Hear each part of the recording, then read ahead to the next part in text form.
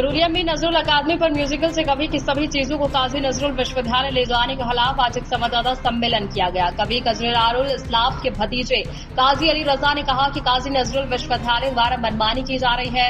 उन्होंने कहा कि कई नेचुरल विश्वविद्यालय के पूर्व वाइस चांसलर डॉक्टर साधन चक्रवर्ती के साथ उनके अकादमी की बात हुई थी कि काजी नजरुल इस्लाम से संबंधित जितने भी महत्वपूर्ण सामग्रियां होंगी उन सबको काजी नजरुल अकादमी में रखा जाएगा, लेकिन काजी नजरुल विश्वविद्यालय द्वारा यहाँ की सामग्रियों को ले जाया जा रहा है। यहाँ तक कहा गया है कि अगली बार जब वो आएंगे तो पुलिस को लेकर जाएंगे, जबकि इससे पहले सांसद शत्रुघ्न सिन्हा अब आए थे, उन्होंने 10 लाख रुपए का अनुदान दिया और नरेंद्र नाथ चक्रवर्ती ने भी कई अनुदान दिया था। काजी अली रजा ने सवाल किया है कि आखिर ये पैसा कहाँ जा रहा है, क्योंकि अकादमी का कोई रखरखाव नहीं किया जा रहा। उन्होंने साफ कहा है कि अकादमी का कभी काजी नजरुल इस्लाम की यादें जुड़ी हुई है।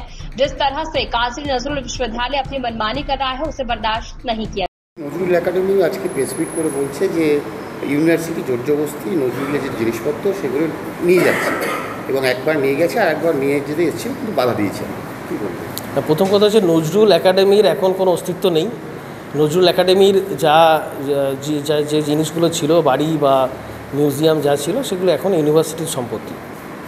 এবার আপনারা জানেন যে চুরুলিয়া অনেকদিন ধরেই অবহেলিত ছিল। আমরা আমাদের পশ্চিমবঙ্গ সরকারের উদ্যোগে এবং আমাদের মাননীয় মুখ্যমন্ত্রীর উদ্যোগে আমাদের ওখানকার একটা রিনোভেশনের কাজ চলছে এবং অলরেডি এটার জন্য প্রায় 1.5 কোটি টাকা স্যাংশন হয়েছে এবং আমাদের পশ্চিমবঙ্গ সরকারের ট্যুরিজম ডিপার্টমেন্ট এই পুরো ডেভেলপমেন্টটা করছে। এবং চুরুলিয়া একদিন অবহেলিত হওয়ার পর এটা চুরুলিয়াবাসীর কাছে একটা বড় সুযোগ ছিল যে চুরুলিয়াকে আবার বিশ্বমানের জায়গায় তুলে নিয়ে যাওয়ার জন্য। এর সাথে সাথে আমরা জানেন যে প্রমিলা মঞ্চ ওখানে আছে, প্রমিলা মঞ্চের অলরেডি ডেভেলপ হয়ে গেছে এবং এখন যেটা বাকি রয়েছে আমাদের মিউজিয়াম এবং কবির যেটা বাস্তুভিটে, তো এইগুলো আস্তে আস্তে আমাদের রিইনোভেশন হবে। এর মধ্যে মিউজিয়ামে যে কবির আমাদের বিভিন্ন পাণ্ডুলিপি এবং ব্যবহৃত জিনিসপত্র রয়েছে সেগুলো সংরক্ষণ করা এবং সেগুলোকে সুরক্ষিত রাখার জন্য আমাদের ওগুলোকে এখান থেকে বিশ্ববিদ্যালয়ে নিয়ে আসতে হচ্ছে। তার একটাই কারণ ওখানকার মডিফিকেশন এবং রিনোভেশনের কাজটা হবে। আবার কাজ শেষ হলে সেটা তো মিউজিয়ামই হবে, মিউজিয়ামে তার অন্য কিছু রাখা যাবে না, মিউজিয়ামে তো ওই জিনিসগুলোই থাকবে, বরং মিউজিয়ামটাকে আরও বিশ্বমানে করে তোলার চেষ্টা চলছে। সেগুলোকে আবার নিয়ে আসা যাবে বা সেগুলো আর্কিটেক্টরা যারা ডিজাইন করেছেন বা মিউজিয়াম এক্সপার্ট যারা আছেন তারা দেখবেন যে আরও কীভাবে ভালো করে করা যায়। আমরা আরও ভালো করে এই চুরুলিয়াকে বিশ্ববাসীর কাছে তুলে দিতে চাইছি। আমরা রিসেন্টলি জানেন যে আমরা ইউকে থেকে আমাদের ইউকে ডিজিটাল লাইব্রেরি থেকে একটা প্রজেক্ট পেয়েছিলাম, সেখান থেকে আমাদের যে পাণ্ডুলিপিগুলো রয়েছে সেগুলো ডিজিটাইজড হয়ে আমাদের সেই ডিজিটাল লাইব্রেরির এতে রয়েছে, ওয়েবসাইটে রয়েছে এবং সারা বিশ্বের লোক এটা দেখতে পাচ্ছে। এবং আমরা জানেন যে আমাদের বিশ্ববিদ্যালয়ে সারা বছরই নজরুল নিয়ে অনুষ্ঠান হয়ে থাকে।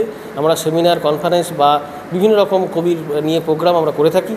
সুতরাং নজরুলকে নিয়ে আমরা সারা বছরই লেগে আছি। নজরুল কারো নিজের নয়।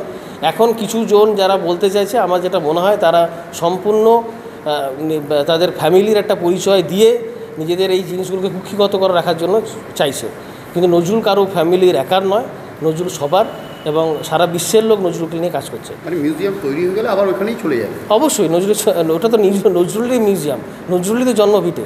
আমরা তো ওটার জন্যই উদ্যোগ হয়েছি, পশ্চিমবঙ্গ সরকার যখন উদ্যোগ হয়েছে আমরা তো উদ্যোগ হয়েছি।